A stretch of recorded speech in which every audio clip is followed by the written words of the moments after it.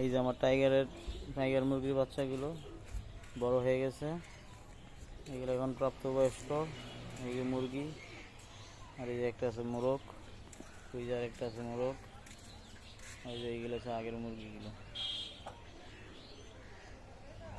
এই যে ফাউমি মুরগির বাচ্চাগুলো, একটা তিতি আছে,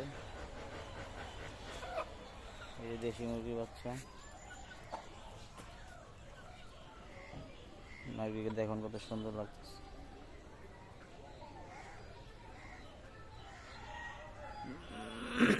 এই যে টাইগারের বাচ্চা।